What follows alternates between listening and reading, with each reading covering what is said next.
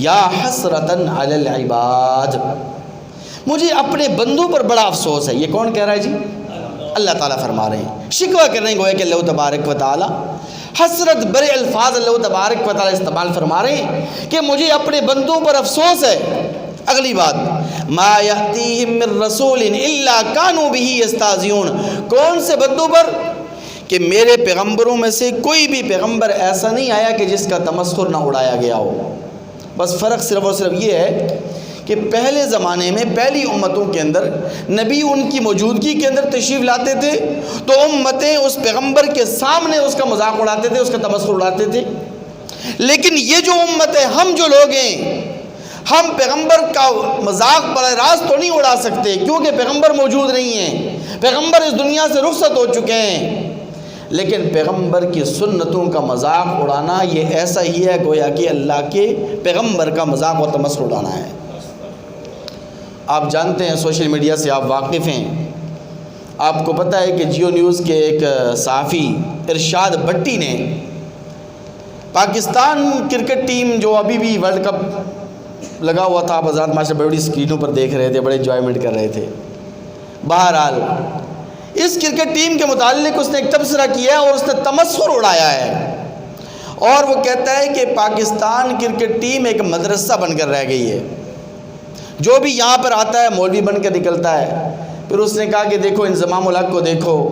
ثقلین مشتاق کو دیکھو، مشتاق احمد کو دیکھو، سعید انور کو دیکھو، یہ دیکھو سارے کے سارے کرکٹ میں آئے اور پھر مولوی بن کے باہر نکلے۔ تو اس نے کہا کہ یہ کرکٹ بورڈ نہیں ہے بلکہ یہ مولویوں کی انڈسٹری ہے، یہاں سارے مولوی بن کر نکل رہے ہیں۔ پھر اس نے تمسخر اڑاتے ہوئے کہا کہ کرکٹ بورڈ کو اس پر سوچنا چاہیے۔ اگرچہ بعد میں ایک دو ہفتے کے بعد جب اس پر پوری دنیا سے لان تان ہوئی نا، تو پھر اس نے یو ٹرن لیتے ہوئے کہا کہ یہ میری جعلی آئی ڈی ہے، اس سے کسی نے پوسٹ شیئر کی ہے۔ لیکن اس نے جو وضاحت دی ہے اور یہ یو ٹرن جو لیا ہے، اس نے یہ نہیں کہا کہ نہیں میں تو سنت رسول کو اور داڑھی کو اور پگڑی کو بڑا عظمت والا اور شان والا اور بڑی اچھی چیز سمجھتا ہوں، بلکہ صرف یہ کہا ہے کہ یہ میری جعلی آئی ڈی سے کسی نے پوسٹ شیئر کر دی ہے۔ اصل میں یہ لوگ جو ہے نا ایک تیر سے دو شکار کرتے ہیں۔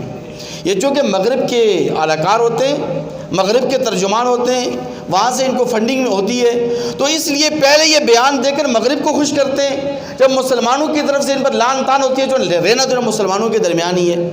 مسلمانوں کے معاشرے میں رہتے ہیں، پاکستان کے اندر رہتے ہیں، تو جب مسلمانوں کی طرف سے ان پر لان تان ہوتی ہے، پھر یہ یو ٹرن لیتے ہوئے فوراً اپنا بیان بدل دیتے ہیں۔ لیکن وہ جو ان کے اندر جو ان کا باطن ہے وہ ظاہر ہو ہی جاتا ہے۔ بہرحال جیسے کہ آپ نے آج سے تقریباً 3-4 مہینے پہلے ملالہ یوسفزئی جو آپ کی نوبل انعام یافتہ ہے، اس نے ایک بیان دیا تھا،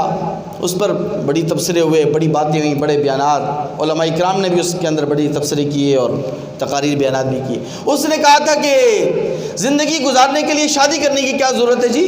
پارٹنر بن کر بھی زندگی گزار سکتے ہیں، ایسے ہی ہوا تھا۔ پھر آپ دیکھیں کہ اس نے بعد میں یو ٹرن لیا، اس نے کہا نہیں میرے بیان کو سیاق و سباق سے ہٹا کر پیش کیا گیا، اور ابھی میرے خیال سے 2-3 ہفتے پہلے اس نے شادی بھی کر لی ہے۔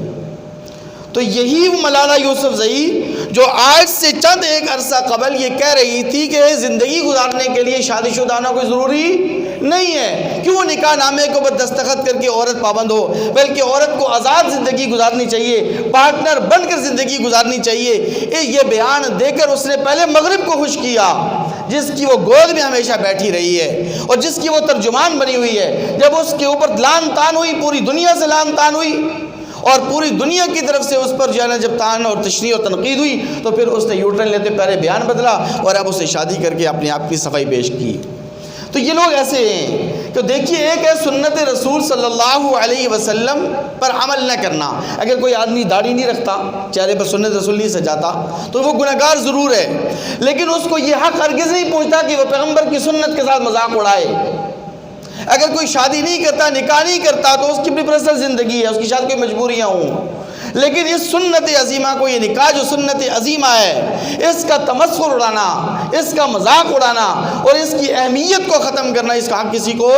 نہیں پہنچتا۔ اس لیے ایسے موقع پر علماء کی جو ذمہ داری بنتی ہے، یہ باتیں آپ سے اس لیے شیئر کی جا رہی ہیں، یہ باتیں آپ کو بتانے کا مقصد اس لیے یہ ہے کہ علماء کی ذمہ داری ہے کہ ایسے موقع کے اوپر علماء ایک تو اللہ تبارک و تعالیٰ سے دعا مانگیں، ہدایت کی دعا مانگیں، رو رو کر اللہ تبارک و تعالیٰ کے سامنے التجائیں اور فریادیں کریں، آوازاری کریں، اللہ تبارک و تعالیٰ کے سامنے گڑ گڑائیں کہ اللہ تبارک و تعالیٰ اس امت مسلمہ کو ہدایت نصیب فرمائے۔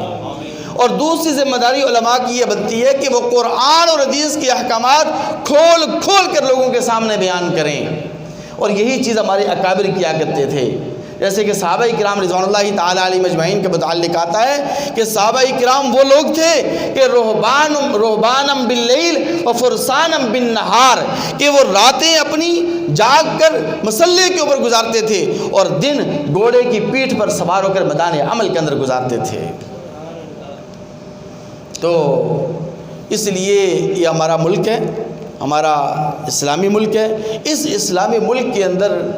پیغمبر کی گستاخی یا پیغمبر کی شان میں گستاخی یا پیغمبر کی سنتوں کے مذاق اڑانے کی اجازت کسی کو نہیں دی جائے گی۔ اسی طرح سوشل میڈیا کے اوپر آپ نے، آخری بات عرض کر رہا ہوں،